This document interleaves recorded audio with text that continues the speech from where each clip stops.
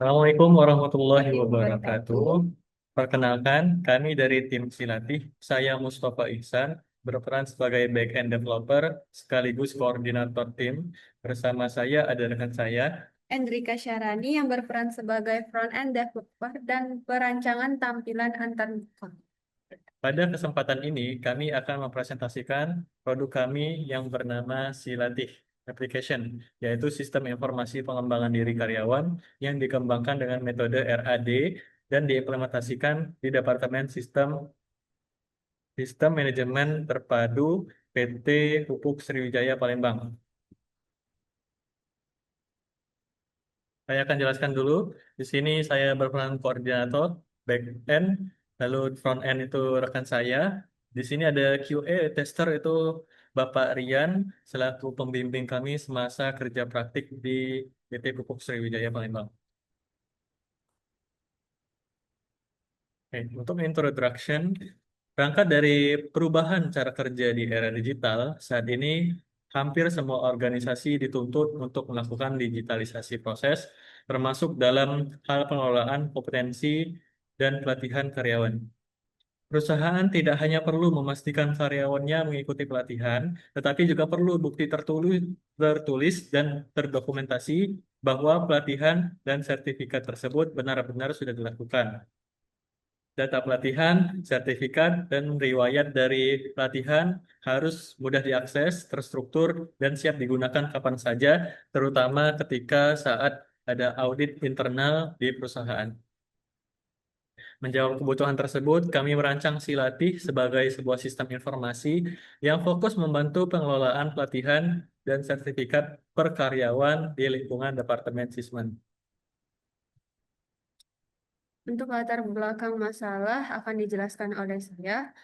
Secara lebih spesifik, ada beberapa permasalahan yang kami temukan di lapangan. Pertama, perusahaan itu membutuhkan pelatihan dan sertifikat karyawan untuk memenuhi standar regulasi dan audit seperti SNI atau ISO. Namun, data pelatihan dan sertifikat karyawan masih tersebar di berbagai media. Contohnya itu kayak email sama chat gitu. Ketika tiba saatnya audit, proses rekap data menjadi lambat dan tidak ada sumber data yang benar-benar terpusat. Nah, kedua, masa berlaku sertifikat. Belum dipantau secara sistematis, terus sertifikat yang seharusnya diperbarui bisa saja terlewat sehingga berisiko menimbulkan temuan audit dan juga kompetensi yang tidak lagi sesuai dengan standar. Ketiga, proses rekap dan pelaporan masih banyak dilakukan secara manual. Hal ini membuat pekerjaan administratif menjadi berat, memakan waktu dan rentan ketidaksinkronan data. Disinilah Silatih yang kami buat sebagai sistem informasi terpusat untuk mendokumentasikan pelatihan, memantau sertifikat, dan menyiapkan data yang rapi serta siap audit kapanpun dibutuhkan. Lanjut ke tujuan dan manfaat dari Silatih ini. Tujuan utama pengembangan Silatih adalah memusatkan pengelolaan pelatihan dan sertifikat per karyawan dalam satu sistem. Ada beberapa manfaat konkret yang ingin kami berikan.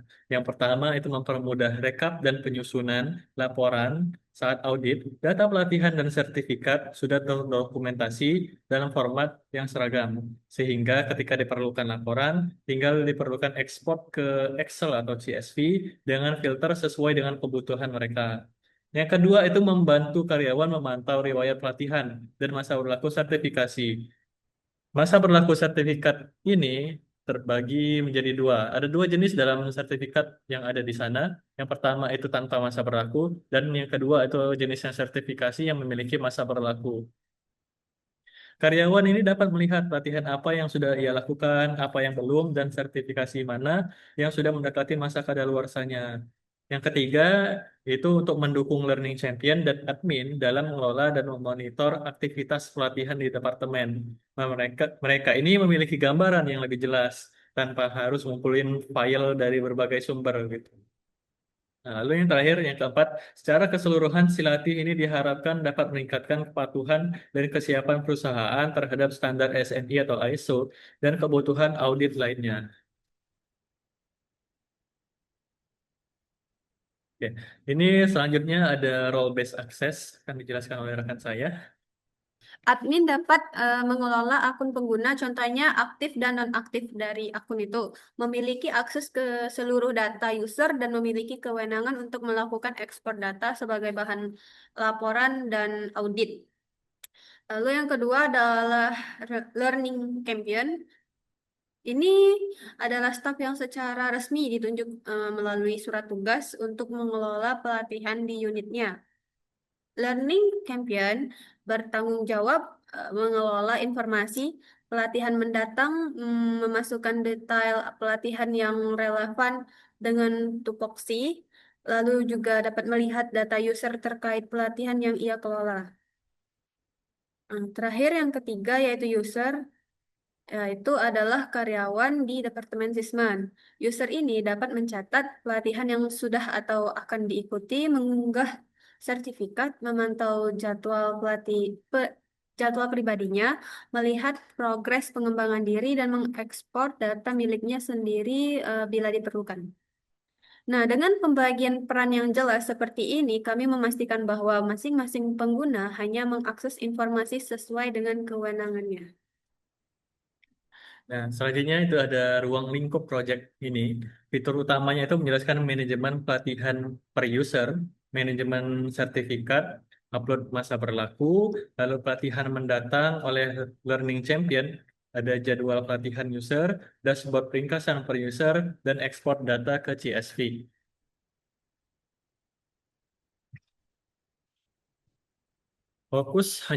Nah, untuk batasan ini kami hanya fokuskan di Departemen Sistem Manajemen Terpadu karena sistem untuk keseluruhan perusahaan itu perlu izin lebih lanjut dan juga sistem manajemen terpadu ini departemen yang sudah kami wawancarai dan mereka butuh untuk sistem ini. Selanjutnya batasan berikutnya itu belum terintegrasi dengan sistem perusahaannya yang lain atau yang internal dari perusahaan tersebut karena butuh pengujian lebih dalam oleh internal IT mereka.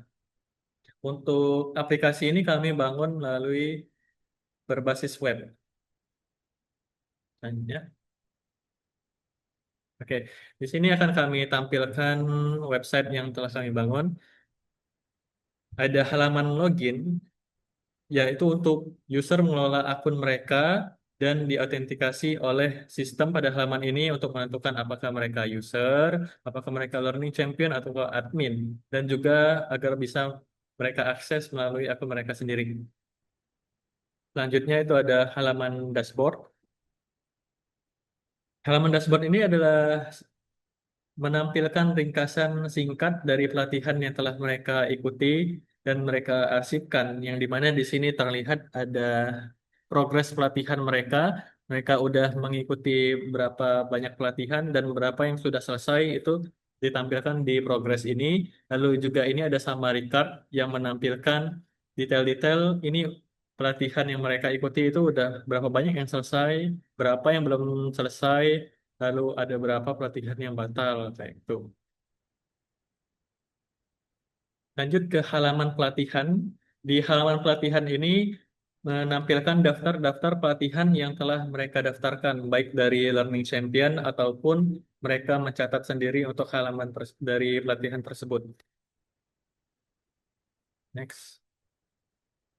Nah, di sini ada form untuk nambah pelatihan baru. Ada nama pelatihan, jenis pelatihannya ini berdasarkan yang kami sebut tadi. Pelatihan di sini ada dua, yaitu pelatihan biasa dan juga ada pelatihan yang sertifikasi, yaitu jenisnya yang saat outputnya itu sertifikat mempunyai masa berlaku. Oke, lanjut ada pelatihan card. Di sini detail dari pelatihan-pelatihan yang telah mereka ikuti tercatat di sini. Nah, ini ada fiturnya seperti fitur edit untuk mengubah detail dari pelatihan yang mereka ikuti. Apakah mereka salah inputkan data ataukah mereka batal mengikuti itu? dan tidak ingin ditampilkan bisa langsung dihapus. Lalu juga di sini ada unduh sertifikat khusus untuk pelatihan yang sudah mereka upload sertifikatnya ataupun Learning Champion yang mengelola pelatihan tersebut mengupload sertifikat. Jadi karyawan dapat mengakses sertifikat mereka di halaman ini. Next.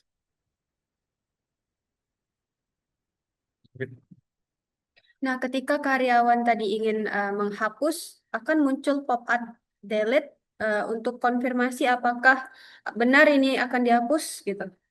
Nah, yang sebelahnya halaman jadwal pelatihan itu berisikan daftar pelatihan-pelatihan yang waktunya sudah dekat.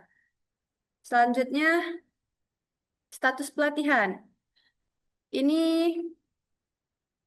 eh, Guna untuk mengubah status dari pelatihan tersebut. Misalnya seorang user mendaftarkan pelatihan, tapi dia daftarnya secara pribadi. Apakah statusnya belum terlaksana, masih dijadwalkan, masih udah dekat waktunya, ataukah udah terlaksana, mending tunggu sertifikatnya, jadi bisa mereka ubah sendiri di sini agar otomatis pengingat di dashboard itu bekerja. Lanjut. Di sini ada halaman sertifikat yang menampilkan daftar sertifikat-sertifikat yang telah diunggah oleh user berdasarkan pelatihan yang telah mereka ikuti itu. Jadi untuk mempermudah mereka mencari berdasarkan sertifikatnya saja, mereka bisa mengakses halaman ini dan juga menerapkan filter-filter yang ada di halaman ini. Apakah mereka udah mengupload sertifikat dari pelatihan yang terkait atau belum? Jadi dilihat dari halaman ini saja tanpa mencari satu persatu di pelatihan card. Ini adalah form upload sertifikat, yang mana di sini ada nomor sertifikat. Sebagaimana mestinya sertifikat, biasanya itu ada kode sertifikat. Jadi nomor sertifikat di sini dimasukkan. Lalu juga ada sertifikat, misalnya untuk pelatihan tidak ada nomor sertifikatnya. Jadi bisa dimasukkan ataupun tidak. Tanggal terbit ini diperlukan untuk cek proses validasi audit internal. Jadi mereka masukkan sertifikatnya terbit di tanggal berapa. Lalu juga kalau misalnya jenisnya sertifikasi, mereka harus inputkan masa kadaluarsanya sertifikat tersebut di sini. Ini untuk mengupload file sertifikatnya bisa berupa Word, JPEG, PNG, ataupun Word. Oke. Lanjut ke halaman ekspor. biasanya diperlukan untuk audit atau pelaporan. Jadi, website kami menyediakan halaman ekspor. Di sini admin maupun user dapat mengekspor data pelatihan dan sertifikat dalam format yang seperti telah disampaikan tadi. Lalu juga dapat menggunakan filter yang dapat dipilih, misalnya berdasarkan tahun atau status pelatihan, jenis kegiatan, dan lainnya. Nah, dengan cara ini penyusunan laporan jadi jauh lebih cepat dan terarah. Ini contoh filternya, karena ini nggak kelihatan, jadi ini di zoom. Nah, Kami juga membuat halaman register, tapi juga sebatas informasi bahwa halaman untuk mendaftarkan akun ini dinonaktifkan karena aksesnya terbatas untuk dikelola secara internal oleh perusahaan. Jadi sistem ini hanya untuk Departemen Sisman saja untuk saat ini. Untuk mendaftarkan akunnya juga bisa melalui admin. Oke, Oke, begitu saja untuk presentasi kami. Oke, terima kasih. Sekian presentasi dari kelompok kami dan juga paparan aplikasi yang telah kami kembangkan. Semoga bermanfaat untuk Departemen Sisman dan juga semoga dapat dikembangkan lebih lanjut. Kami ucapkan terima kasih sebesar-besarnya atas kesempatan yang telah diberikan kepada kami untuk mengerjakan proyek ini. Wassalamualaikum Assalamualaikum warahmatullahi warahmatullahi wabarakatuh. wabarakatuh.